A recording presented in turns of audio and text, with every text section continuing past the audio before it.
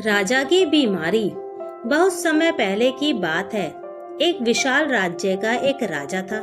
वह बहुत ही पराक्रमी और प्रजा का हितैषी था।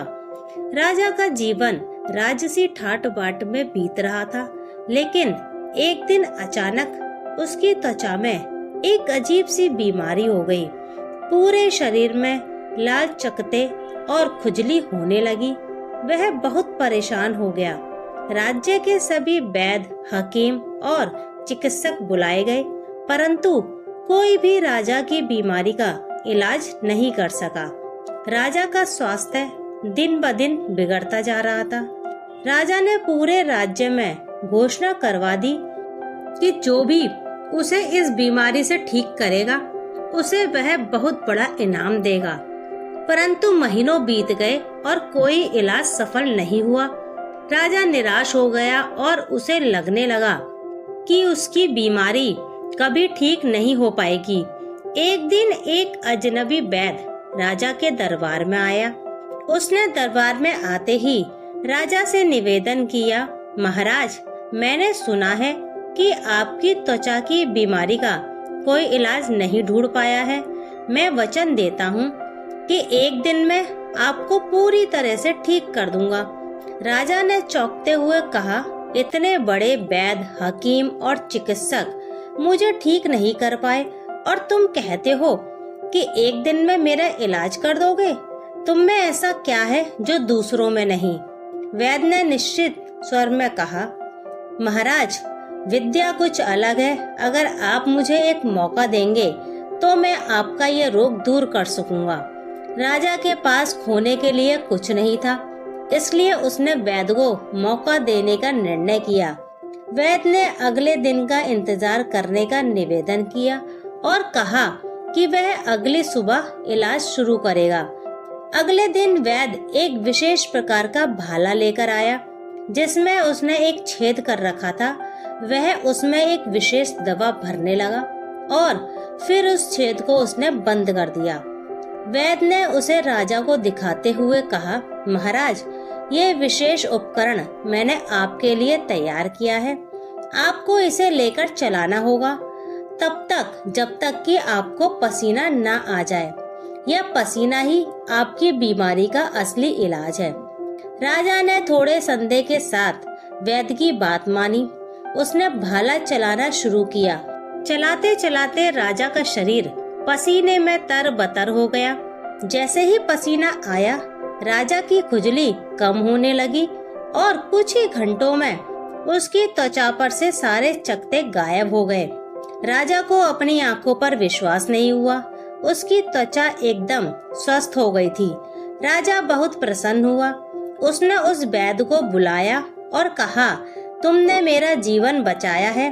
तुम्हारे पास ऐसी अद्भुत विद्या है जो आज तक किसी के पास नहीं थी। मैं तुम्हें अपना राजवैद्य घोषित करता हूँ।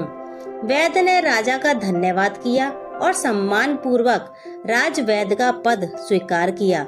दरबार में सभी ने उसे बधाई दी, लेकिन कुछ मंत्रियों के मन में जलन उत्पन्न हो गई। वे नहीं चाहते थे कि एक साधारण वैद्य इतने ऊंचे पद पर पहुँचे। मंत्रियों ने सोचा, अगर ये वैद्य राजा के और करीब आ गया तो हमारा महत्व कम हो जाएगा। इसे किसी भी तरह से दरबार से हटाना होगा।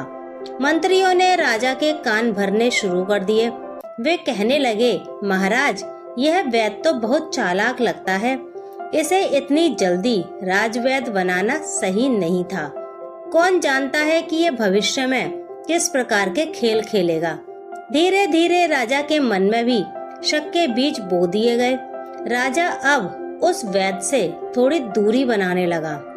एक दिन मंत्रियों ने राजा को पूरी तरह से उकसा दिया, महाराज, अगर आप इस वैद्य को अपने दरबार से नहीं निकालेंगे तो वह भविष्य में आपके लिए खतरा बन सकता है।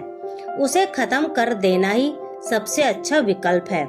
राजा अब मंत्रियों की बातों में आ गया और उसने निर्णय लिया कि वैद्य को मरवा देना चाहिए। उसने वैद्य को दरबार में बुलवाया और उसे मौत की सजा सुनाने की योजना बनाई। जब वैद्य को राजा के निर्णय के बारे में पता चला तो उसने धैर्य नहीं खोया। वह राजा के सामने उपस्थित हुआ और बोला, महाराज, आप मुझे मौत की सजा देना चाहते हैं, यह आपका अधिकार है, परंतु मेरी आपसे एक आखिरी विनती है। मैंने एक ग्रंथ लिखा है जिसमें मैंने अपनी सारी विद्या और रहस्य लिख रखे हैं। अगर आप मुझे मार देंगे तो वह विद्या भी खो जाएगी। राजा ने वैद्य से पूछा, तुम्हारे पास ऐसी कौन सी विद्या है जो इतनी महत्वपूर्ण है? वैद्य ने मुस्कुराते हुए कहा, महाराज, इस ग्रंथ में एक विशेष विद्या है जिससे यदि आप मेरा सिर काट भी देंगे तब भी मैं कुछ देर तक आपसे बात कर सकूंगा। आप मेरे कटे हुए सिर से बात कर सकेंगे।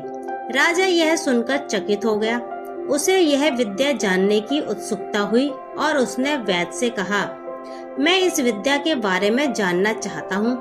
वह ग्रंथ तुरंत मंगवाओ। वैद्य ने अपने घर से वह ग्रंथ मंगवाया।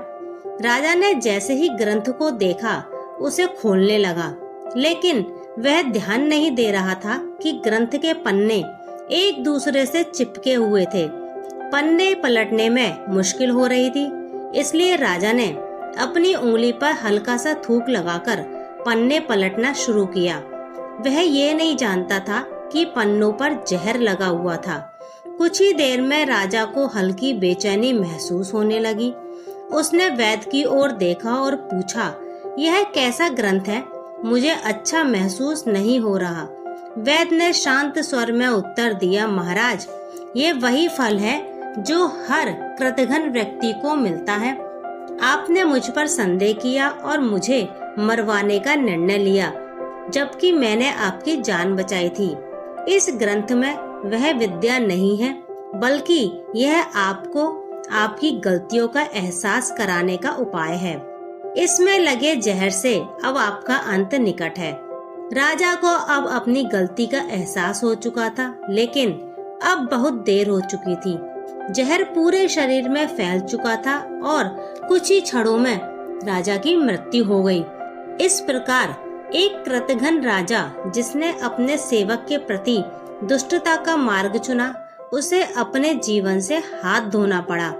वैद्य ने न केवल राजा को सबक सिखाया, बल्कि उस समय यह साबित कर दिया कि ज्ञान का उपयोग सदैव विवेकपूर्ण होना चाहिए।